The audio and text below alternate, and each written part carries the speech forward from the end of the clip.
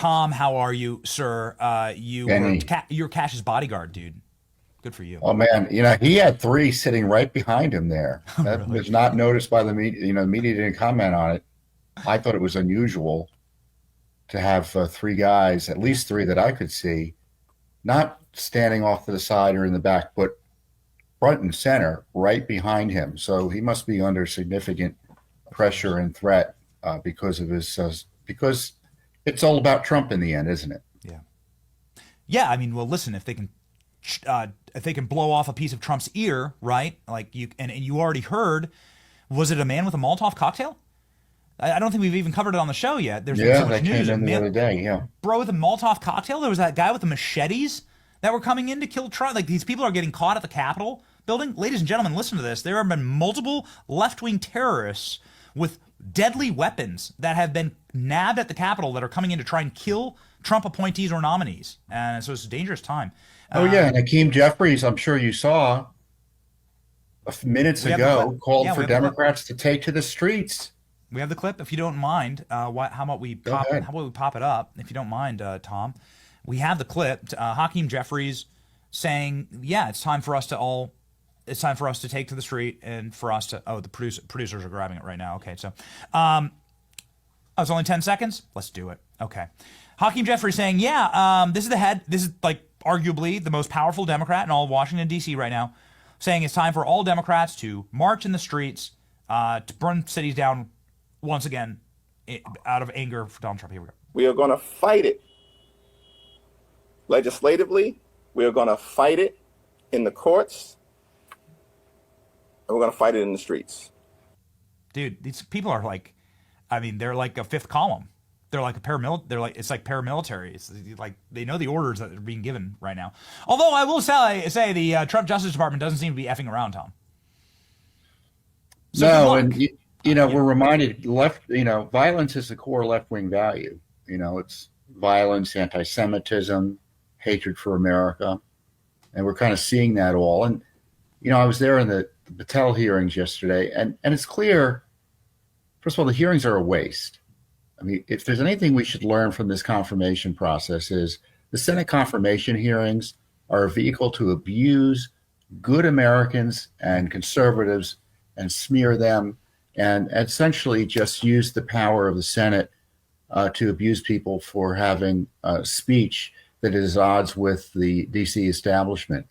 And I think there's no reason to have these confirmation hearings the way they've been developed. Yeah. And Senator Thune, if he's looking at the long game, should be curtailing these confirmation hearings in terms of their length and, and their reach to ensure that good Americans don't apply for key positions or put themselves out there for key positions. And, thankfully we got these brave hearts like Kash Patel and Tulsi Gabbard and Pam Bondi and the rest who are very Trumpian in their approach. That's not the typical Republican way. And, what I saw yesterday and what was going on in Tulsi's hearings is that, the left is desperately afraid of anyone who's going to ask the right questions about their corruption. And people like Patel especially are threatening to them because he knows what they did. He knows what they did, and he knows what needs to be done to ensure it doesn't happen again. And I hope he takes those actions.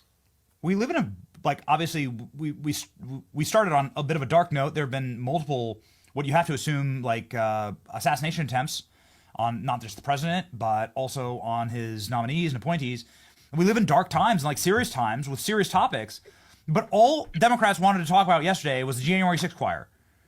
Bro, I heard 20 questions about the J6 choir yesterday and about some supplement that Kash was selling. Yeah, these are not serious people, man. I texted Kash. I go, the January 6th choir. I texted Kash as soon as the hearing's done. I was like, you are going to sell so many records for the J6 choir. Right. This hearing, Democrats just sold out all the records. It's going to go platinum now because Democrats couldn't stop flipping talking about it. By my count, 5 Democrat senators asked questions about that issue. Is it an issue? I mean, what? It isn't an issue.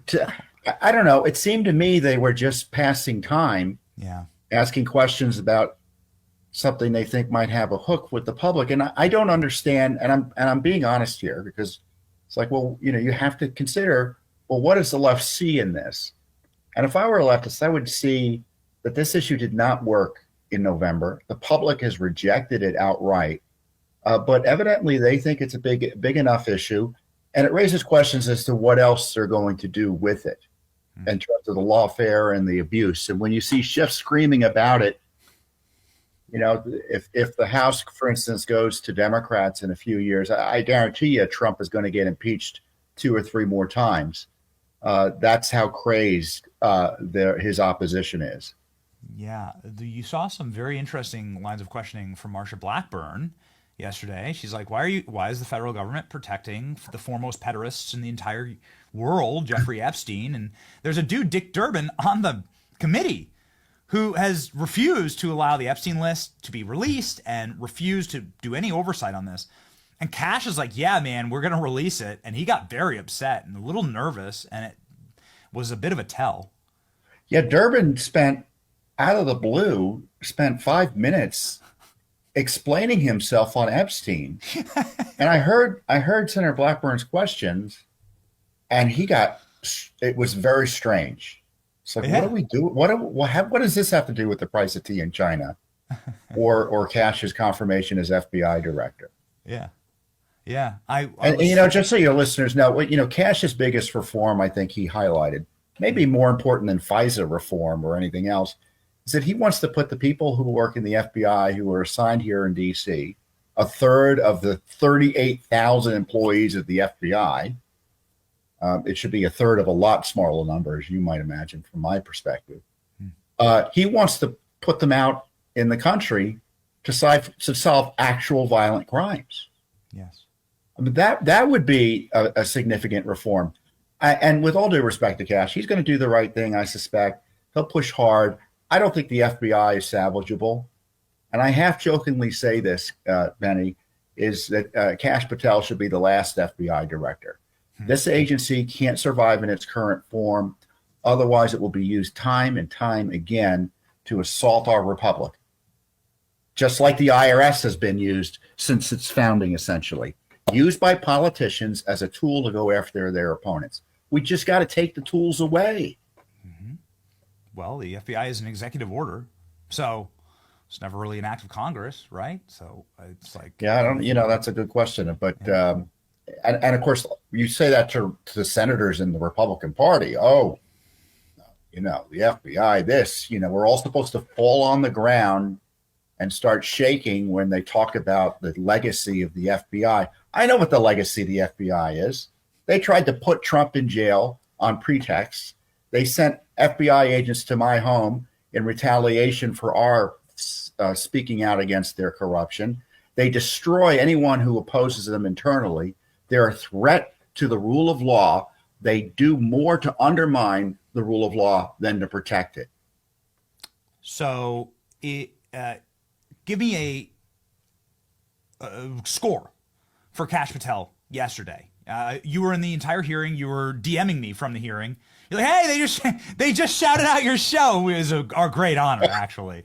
Our great honor. Do we have the clip? I mean, I look for exciting moments, It was our great honor to have our show shouted out. Oh, like Benny Jeselnik, and Senator Booker's wearing a mask. Isn't that ridiculous? I mean, Kash did great. I mean, he knew. I mean, he's faced much worse in terms of questioning, and this was a lightweight questioning, and I think the Democrats didn't go after Kash as much as they might otherwise have, because they know, as I say, he knows what they did. Mm-hmm. He knows what Schiff was doing. He wasn't. Schiff hates his guts. That was interesting. Schiff never left. He's sitting there the entire hearing, showing that he's the good new school student as the new senator, pretending to pay attention to everything. And of course, he does his histrionics. But he is the most mendacious member. As I tweeted out, he was the most mendacious and political operator there in the hearing room. And that says a lot. There are a dozen other senators and, a lot of other people in the room watching. Schiff is the worst. And if I were Thune, I'd say, what'd you get pardoned for? We're going to have an investigation. I can't trust you on committees. You're off. He should be a pariah in terms of ethical conduct in the Senate. Here we go. Here's the tweet. You were this close to Adam Schiff, man. Oh, boy. Yeah, that's right. Oh, man. Uh-oh. Hey. They got triggered by Kash Patel launching a watermelon from a... Oh, that's right. with Schiff's face on it. It's amazing. Well, and then Klobuchar was yelling at him because he was selling supplements, and he said, "What?" She goes, "Well, did you conduct any clinical trials?" He goes, "Well, I'm not a doctor, so no." We have Klobuchar here with the shout out for the show, and then I want one final question for you, Tom. Here we go. Also said you would put the entire fake news mafia press corps on your list. Is that correct? Is that what you said? I don't have that in front of me. Danny Johnson's podcast 82123. You have said that the FBI, including today... It is our great honor.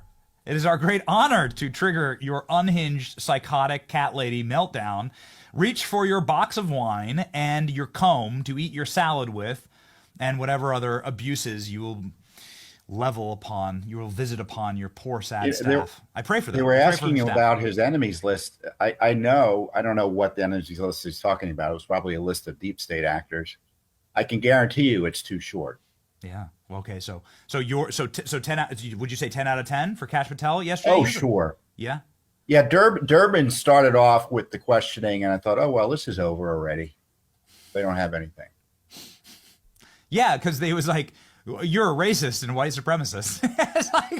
Yeah, I mean, the interesting thing about being in the room, the TV helps focus on the drama, right? Yeah. But when you're in the room, you see it's all an act. Yeah. It's like most of the people are ignoring, Kash has to pay attention. Everyone else is thinking this is ridiculous. When is it going to end? And as I say, it's a way not to stop Kash Patel, but to try to smear him and prevent him and caution him against doing the right thing. So this is a tool for the left. This is why I think the confirmation hearing process should end as we know it. The conservatives don't use the confirmation process to do that because they probably think it would be unethical. Yeah. And it's only the right and conservatives who are victimized by it. And again, why is it we just allow these processes that don't have any basis in the Constitution? They're not necessary to the functioning of the republic. I mean, Matt Gaetz learned the hard way. You don't need a long confirmation process. He saw within 3 minutes he had no chance of winning, and it was over. Similarly, why can't we do that for people who are obviously going to win? So final question for you, Tom, here. Will Kash Patel be confirmed based on all of the available evidence that you saw yesterday in your conversation with senators? What do you want his first act to be as FBI director? I think he will be confirmed. I think all of his key cabinet officials will be confirmed. I think that the opposition was always overstated by the anti-Trump media and their allies. What Kash Patel should do is tell the president, this FBI was so corrupted, I don't even think that we can be trusted to internally check ourselves here. Recommend Pam Bondi as well. Ask the president to appoint special counsels from outside the agencies to do a shakedown, a rundown of what went on in the FBI. Refer, in the least, the findings for criminal proceedings as required. To the degree appropriate, initiate grand jury proceedings outside the power and control of the FBI. I'm not sure how that might work, but I love Kash Patel. I think he'll do what he can. But in the end, the FBI cannot be investigating the FBI. Yeah. I don't trust them. Yep. There are too many James Comeys there for Kash to even be able to do it. Yep. Yeah, that's exactly right. Do a criminal investigation on myself. We found nothing. Guess what? It's just us with the fire hose on the top of the AGR building in Butler, making sure that all the evidence gets sprayed off, cremating the body as quickly as possible. It's so evil, dude. It's so evil. I'm really looking forward to this era of transparency. Yeah. Mike Davis might get a job yet. The Viceroy. He just has to grow out that mustache, right? Get his fancy hat. That's right.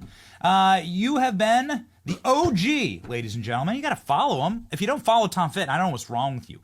3 million people follow Tom Fitton. Oh, I'm just literally a few thousand from 3 million. So everyone watching needs to start following, get me over the Bro, we're going to do it right now. Mark. We're going to do it right now.